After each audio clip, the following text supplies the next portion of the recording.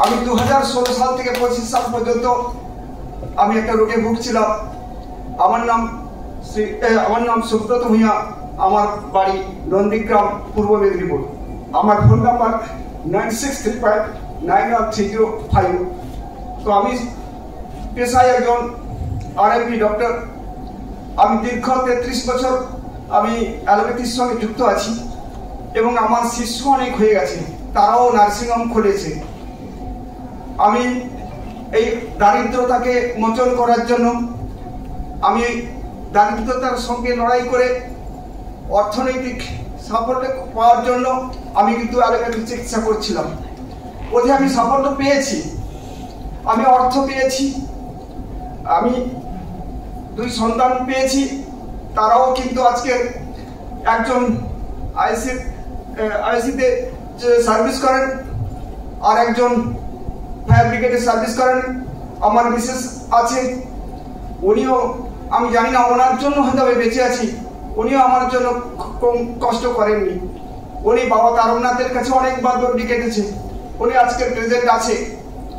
আমি সুস্থতা পাইনি, আমি অ্যালোপ্যাথিক চিকিৎসা নিজে নিয়ে ভেলোর গিয়ে আমি পাইনি। আমি কারি রোসোভাস্টিন খেয়েছি, রেনেক্স খেয়েছি, আমি খেয়েছি নাইট্রোকন্টিন। বুকের যন্ত্রণা, অসহ্য যন্ত্রণায় আমি ছটফট করেছি। একদিন এই 2025 সালের ঠিক 2024 সালে আমি প্রচন্ড আমার চেস্ট পেন হয়। সত্যি কথা কি, আমার বাড়ি নন্দীগ্রাম। আমি নন্দীগ্রাম থেকে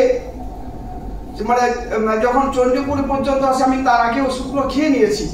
আমি সত্যি মগরাজপুরের কাছে যখন আমাকে ট্রেনটা থামিয়ে দেয়, যখন রেলগেটটা পড়ে যায়, আমার মনে হয় আমার প্রাণটা বেরিয়ে যাবে। তখন আমি কি ঈশ্বরকে ডাকতে থাকি, ওই ভোলানাথকে। তখন আমি কোনো প্রকারে সত্যি রেল গেট ক্রসিংটা হয়ে গেল, ট্রেনটা চলে গেল, আমার যন্ত্রণা কমে গেল। আমি আবার ফার্দার রিপোর্ট করি। 2016 সাল থেকে আমি আমার লেফট ভেন্ট্রিকুলার ডিসফাংশন ছিল গ্রেড 2। আমি প্রতি 3 মাস অন্তর কিন্তু আমি কোলেস্ট্রলটা চেক করতাম, ওষুধ খেয়ে থাকতাম। কিন্তু ওই বছরই আমার এমন হয় আমি আর বাঁচবো না। আমি সত্যি কথা কি, ওইগুলো দিয়ে সাময়িক আমি রিলিফ পেতাম। একদিন ভিডিও দেখতে দেখতে আমি কিন্তু আজকের জগন্নাথ দেবকে আমি স্বয়ং সকালে প্রণাম করে এসেছি। কিন্তু আজকের আমার 2টো মানত ছিল, একটা মানত পূরণ করার জন্য আজকে সত্যি এই মঞ্চটা পেয়েছি। তিনি আর কেউ নয়, স্বয়ং আমার এই ভগবান ডক্টর সমীর কুমার তারা। সম্পূর্ণভাবে আমার হাতটাকে শান্ত করতে পেরেছি।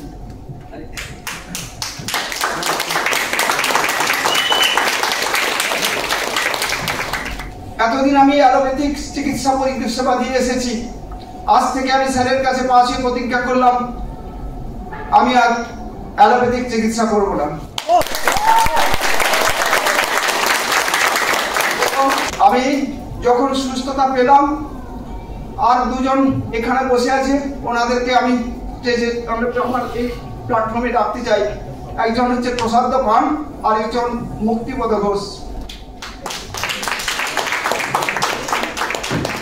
বয়সে ওনারা আমার থেকে অনেক ছোট, কারণ আমার বয়স 55 প্লাস।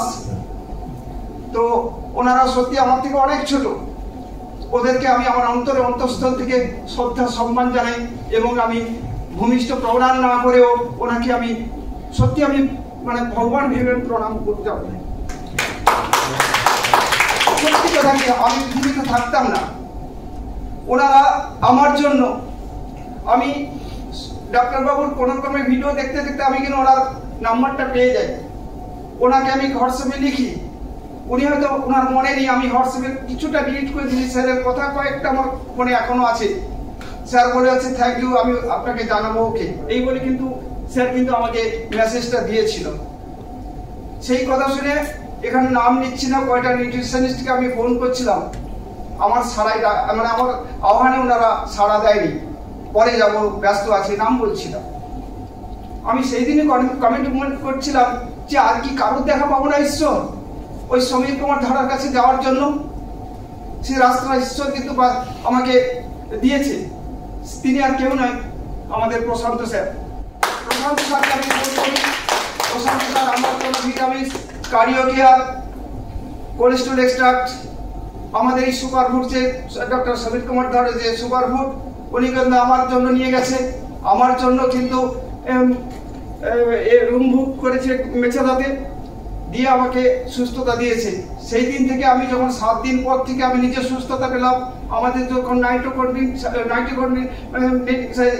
এটা ওষুধটা ছাড়লাম, এবং আমি রেনেক্স ছাড়লাম, এবং আমি রুসোভাস্টিন ছাড়লাম, ভিটামিনস খেয়ে এইসব সুপার ফুডগুলো খেয়ে সেই দিন ওনাকে কমিটমেন্ট করলাম যে না, আমি ফিওনা হার্বালে রেজিস্ট্রেশন করতে চাই। সেটা রেখেছি।